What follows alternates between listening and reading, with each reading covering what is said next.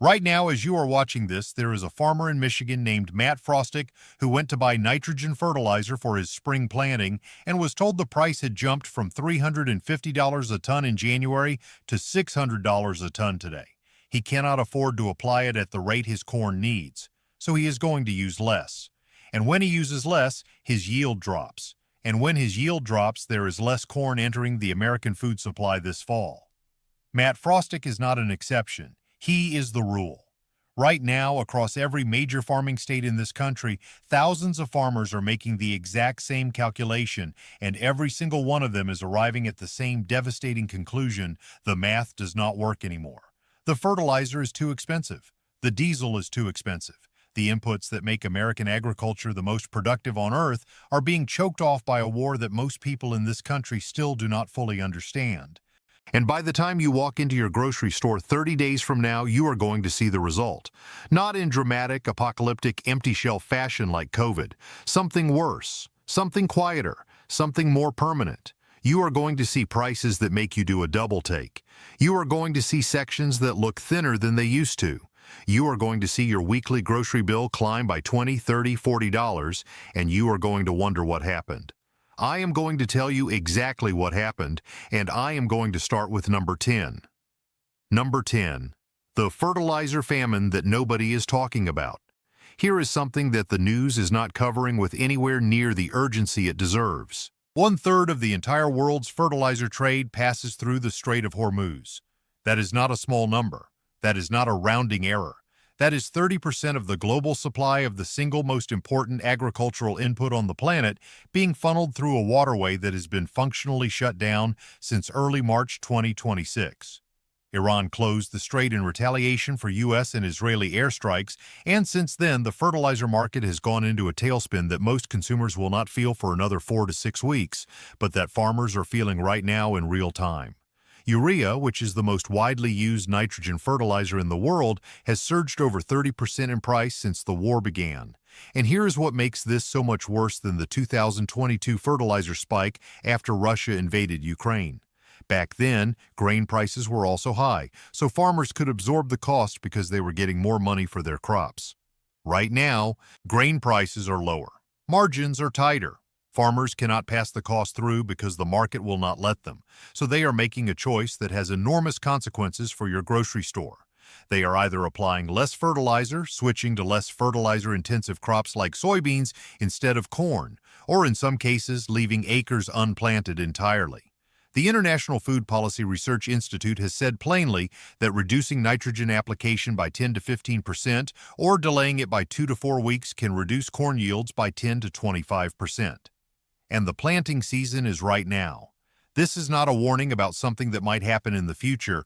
This is happening today in fields across the Midwest, and there is no way to undo it. You cannot go back in August and add the nitrogen that should have been applied in April. The growing cycle does not give you a second chance. The United Nations has warned that the clock is ticking on global food systems. Yara International, one of the largest fertilizer companies on Earth, said the food system is fragile and depends on stable fertilizer supply chains. China, the world's largest producer of nitrogen fertilizer, has restricted exports to protect its own domestic market. Russia's fertilizer plants are already running at near full capacity. There is no cavalry coming. The fertilizer that was supposed to feed this year's crops is sitting in ports that cannot ship it through a strait that is closed, and every day that passes is another day that American soil does not get what it needs to produce the food that feeds 330 million people. Number 9. The diesel price that is bankrupting the trucks that feed you. Every single item in your grocery store arrived on a truck. There is not a single product on any shelf in any supermarket in America that was not transported by diesel-powered vehicles at some point in the supply chain. And diesel just hit $5.80 per gallon in April 2026, according to the Energy Information Administration's latest outlook.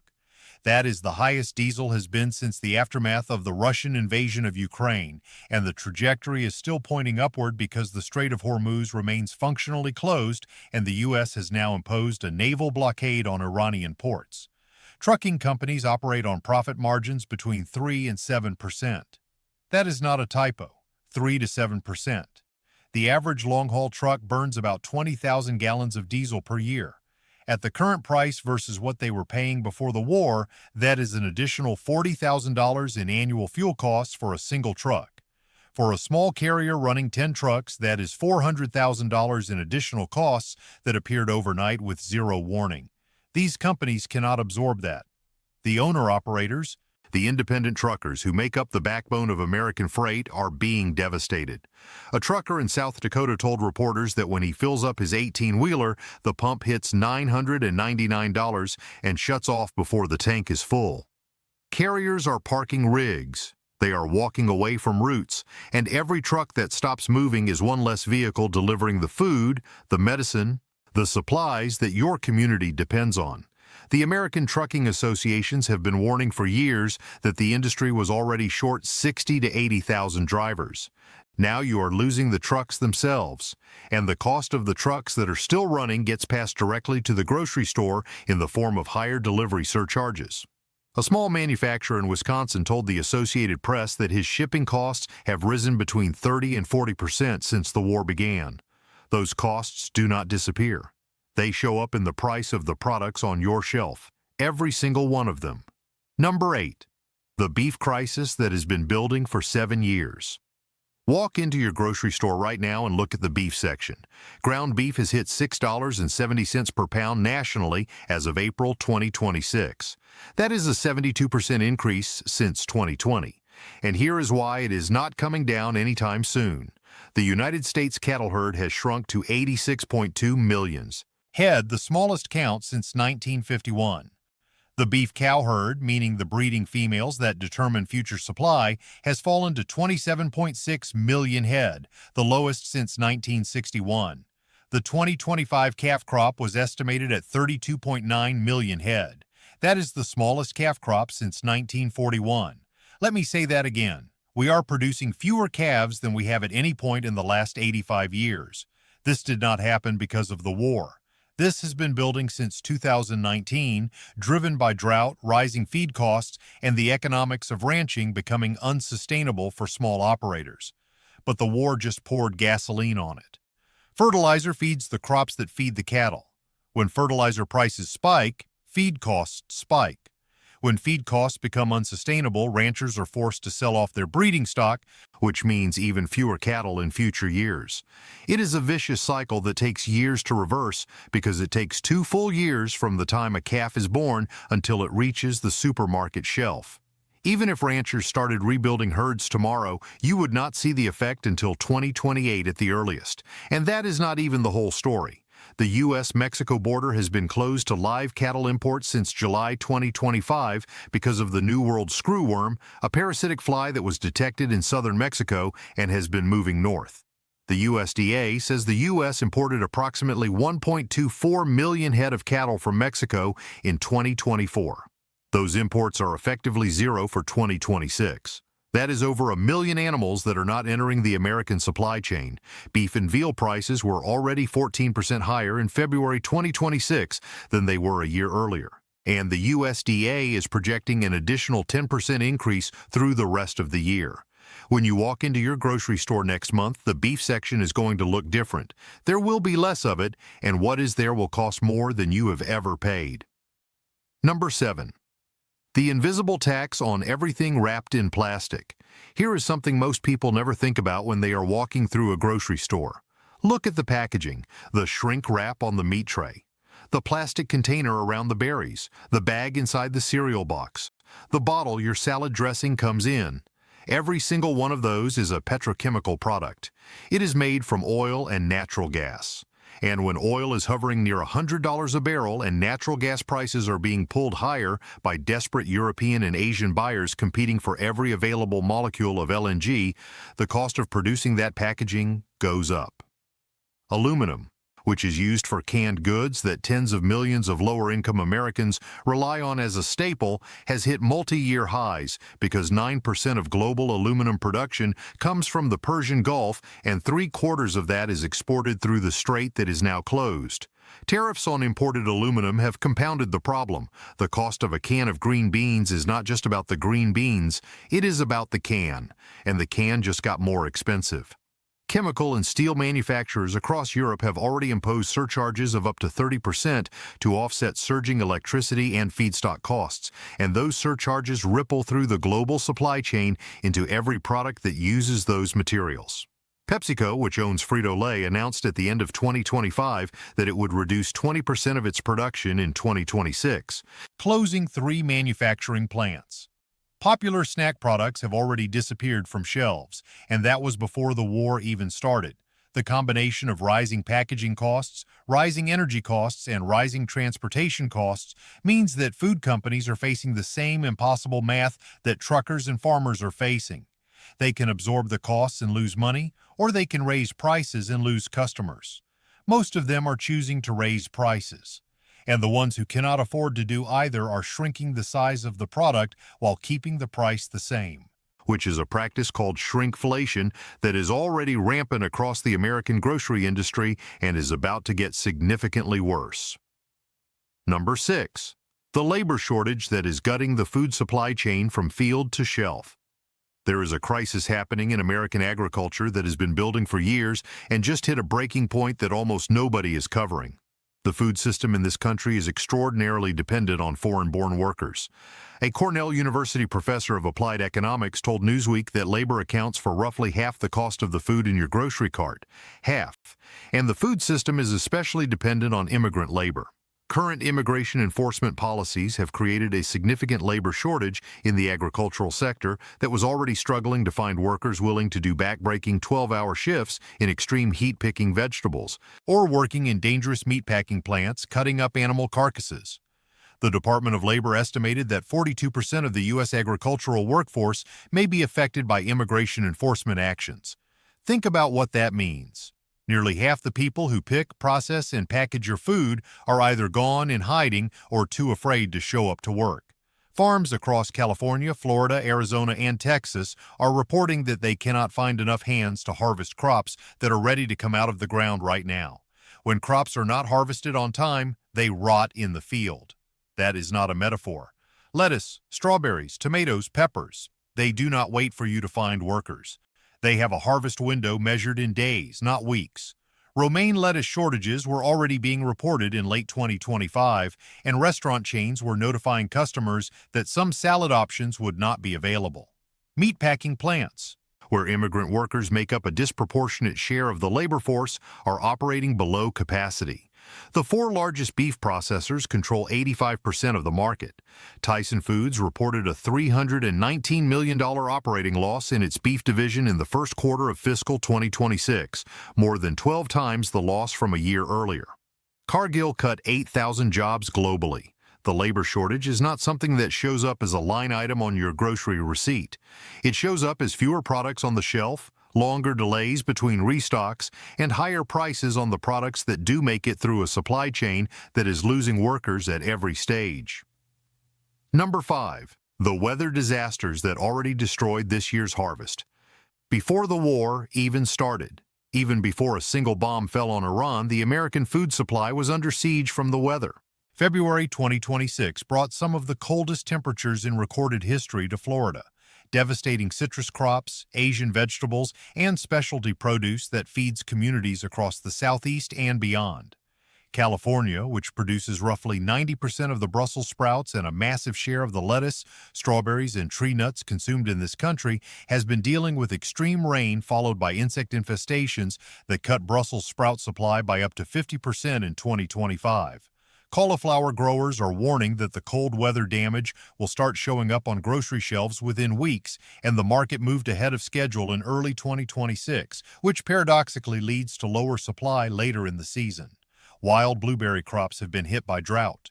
Cilantro production in Mexico, where much of the U.S. supply originates, has been battling severe weather that alternates between drought and damaging hail, plus a destructive aphid infestation and a parasite that can cause illness in humans.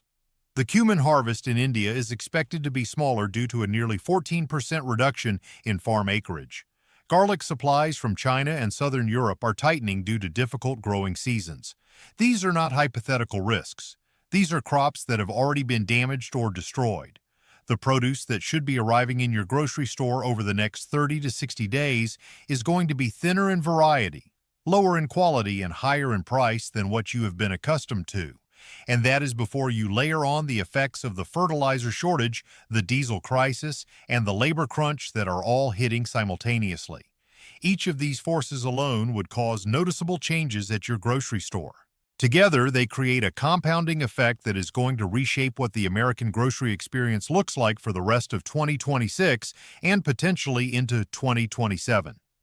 And the cruelest irony of all is that American consumers have been told for years that domestic agriculture is so productive, so advanced, so technologically sophisticated that we could never face real food supply problems.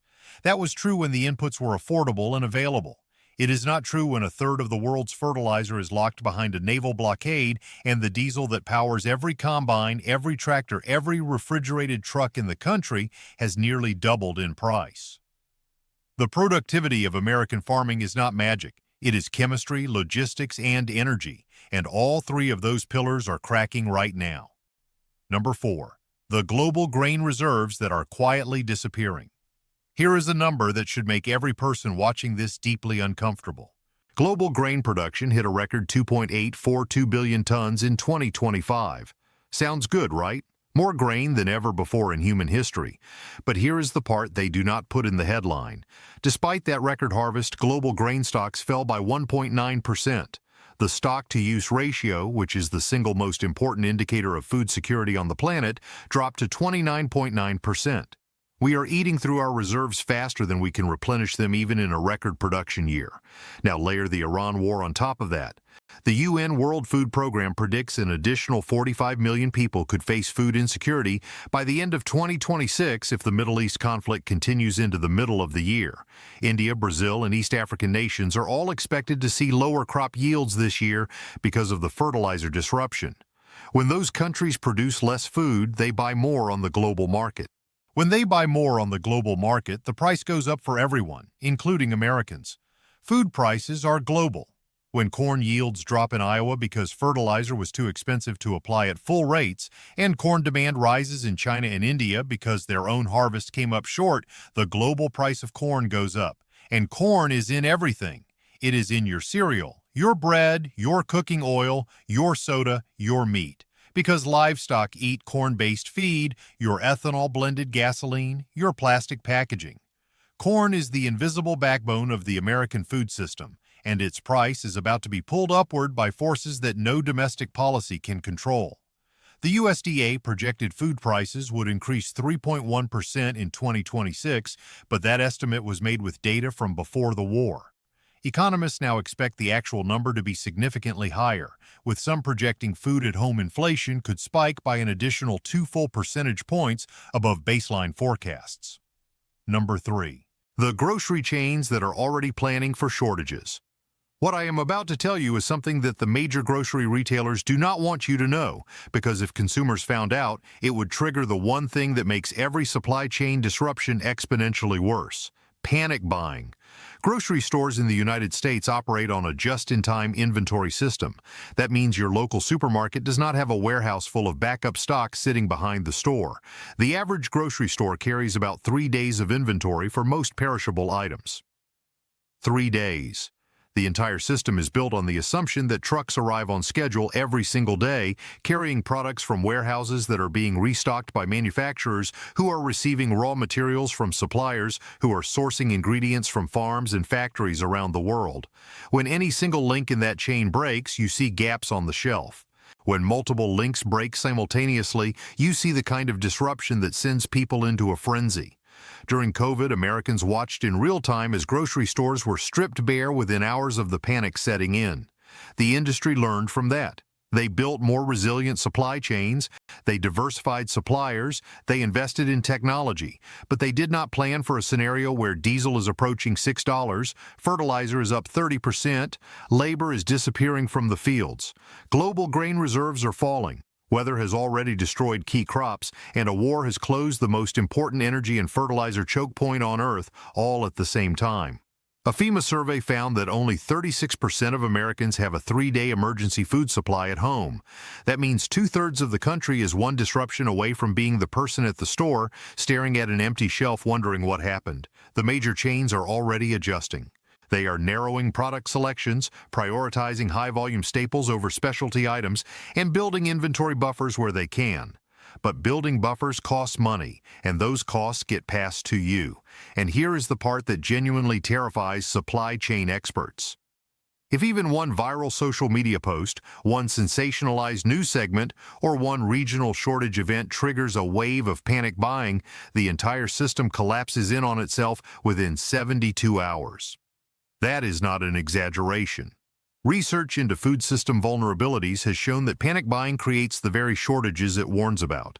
When 10% of consumers buy twice as much as they normally would, the shelves clear out. And when the shelves clear out, the other 90% panic. It is a self-reinforcing spiral, and in the age of social media, it moves faster than any supply chain can respond. In a digital-first food system, even a software glitch can leave shelves empty. Researchers found that when digital authorization systems fail, trucks sit loaded with food that cannot be released, insured, or legally distributed. Food that is not recognized by the system becomes functionally invisible. Within days of a system failure, inventory records stop matching what is actually on shelves. After about 72 hours, manual intervention becomes necessary, but in many cases, the paper-based backup procedures have been eliminated and staff are not trained to use them. The fragility is not in the food supply itself, it is in the systems we built around it. Number 2. The inflation spiral that the Federal Reserve cannot stop.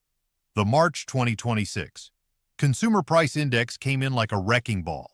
CPI inflation surged 0.9% in a single month and jumped to 3.3% year over year, up from 2.4% just 1 month earlier. Rising energy prices drove the bulk of that increase, and economists are warning that April and May will be worse. EY Parthenon Project's headline CPI inflation will reach 3.6% by May, with core inflation climbing toward 2.9% by June. The University of Michigan Consumer Sentiment Survey showed Americans are the most pessimistic about the economy they have been in months. The survey director said plainly that many consumers blame the Iran conflict for unfavorable changes to the economy. And here is the nightmare that keeps economists awake at night. The Federal Reserve is trapped. Inflation driven by a supply shock is fundamentally different from inflation driven by excess demand. When inflation is caused by people spending too much money, the Fed can raise interest rates, cool demand, and bring prices down. But when inflation is caused by the physical absence of supply, by fertilizer that cannot get through a closed strait, by diesel that is priced out of reach for truckers, by labor that has been removed from the fields, by weather that destroyed crops, raising interest rates does not fix any of those problems. It just makes it harder for consumers to borrow money and harder for businesses to invest. The Fed is facing the same impossible trap it faced in the 1970s during the oil embargo: stagflation. Rising prices and slowing growth simultaneously. Mortgage rates have already climbed from 5.99% before the war to 6.29%. The International Monetary Fund just warned that the war could trigger a global recession if the conflict continues. Every single dollar that your grocery bill goes up is a dollar that does not get spent on something else. Restaurants, clothing, entertainment, small businesses that depend on discretionary spending. The inflation that starts at the gas pump and the grocery store does not stay there. It spreads through the entire economy like a slow-moving wave, and the people who get hit hardest are always the same people.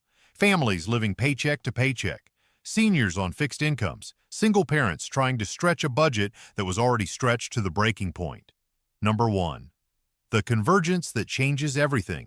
And here is what ties all of this together, and it is the thing that I need you to understand more than anything else in this entire video. Every single one of the forces I just described to you is happening at the same time. That is not normal. In any given year, you might deal with a drought, or a labor shortage, or a fuel price spike, or a fertilizer disruption. The food system is built to absorb one shock at a time. It can flex, it can adapt, it can reroute, but it was not built to absorb all of them simultaneously. And that is exactly what is happening right now in April 2026. Fertilizer is 30% more expensive and physically unavailable in some regions. Diesel is approaching $6 a gallon and climbing. The cattle herd is at a 75-year low. Labor is vanishing from the fields and the processing plants. Weather has already destroyed key crops in Florida and California. Global grain reserves are falling despite record harvests. A war has closed the most important energy and fertilizer choke point on Earth. A naval blockade has been imposed that has no end date. Inflation just hit its highest monthly jump in years, and the Federal Reserve has no tools to fix a supply-side crisis. Every one of those is a fact. Everyone is sourced from the USDA, the EIA, the IMF, the UN, the American Farm Bureau, and the Federal Reserve. I did not make any of this up. And the convergence of all of them in the same 60-day window is what makes this moment genuinely different from anything we have experienced since the 1970s. Your grocery store is not going to look like a war zone. It is not going to look like the COVID panic. It is going to look almost normal, and that is what makes it so insidious. The shelves will still be stocked, the lights will still be on, the music will still be playing. But the prices will be higher. The packages will be smaller. The selection will be narrower. The brands you recognize will be replaced by ones you do not. The meat section will be thinner. The produce section will have gaps where your favorite items used to be. And your receipt at the bottom will be $30, $40, $50 more than it was 2 months ago for the same cart of food. That is what is coming. Not an apocalypse. Something worse. A slow, grinding, relentless erosion of what you can afford to feed your family. And the people who see it coming will be the ones who adjust. The people who do not will be the ones standing in the checkout line in May, wondering when everything got so expensive. It got expensive while you were not paying attention, but now you know. So pay attention. Adjust your budget. Stock up on staples while you can. Freeze what you can freeze. Buy in bulk where it makes sense. And do not wait for someone on television to tell you it is time to worry, because by the time they do, the prices will already be locked in and the window will have closed. Share this with somebody who needs to hear it. Drop a comment and tell me which number hit you the hardest. I read every single one. Subscribe and hit that notification bell, because this is not the last video I am making about what is happening to your cost of living. We are just getting started.